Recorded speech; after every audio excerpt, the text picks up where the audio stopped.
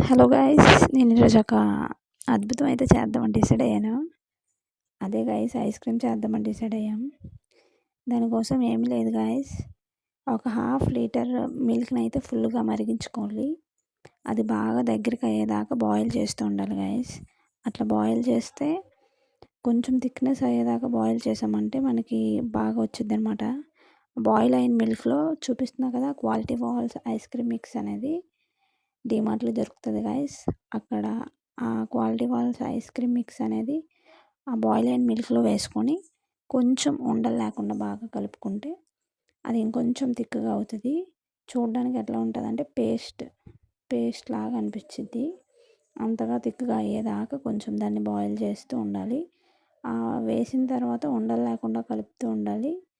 కలిపిన తర్వాత అది అది వేయగానే ఇది మిల్క్ అనేది కొంచెం థిక్నెస్ అవుతుంది. సో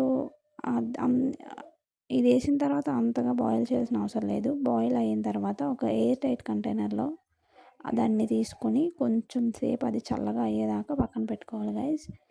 ఇంకా చల్లగా అయిన తర్వాత ఆ కప్ అనేది బాగా టైట్గా ఉన్న కప్ని తీసుకోండి. కప్ని తీసుకొని చల్లగా అయిన తర్వాత కొంచెం ఫ్రిడ్జ్లో పెట్టేయండి. అది ఫ్రిడ్జ్లో పెట్టేసి ఒక 4 అవర్స్ ఫ్రిడ్జ్లో ఉంచేసి దాన్ని 4 అవర్స్ ఫ్రిడ్జ్లో ఉంచేసి మళ్ళీ ఒకసారి బయటికి తీయండి.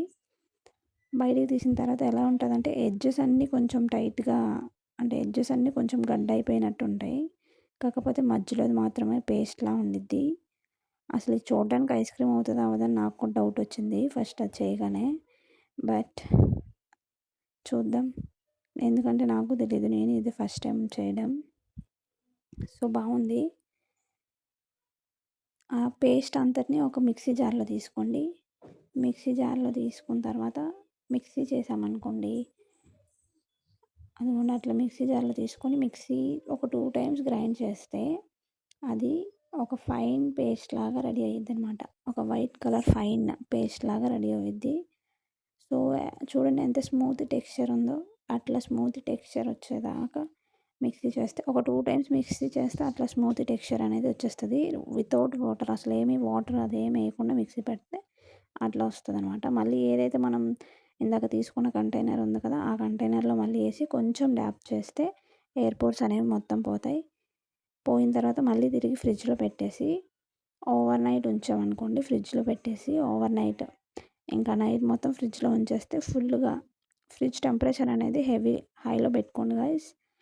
ఫ్రిడ్జ్ టెంపరేచర్ అనేది హైలో పెట్టుకొని ఓవర్ నైట్ ఫ్రిడ్జ్లో ఉంచేసి మార్నింగ్ తీసి చూస్తే అట్లా క్యూబ్స్గా ఐస్ క్రీమ్ అనేది ready guys. Thanks for watching. Please do like, share and subscribe guys.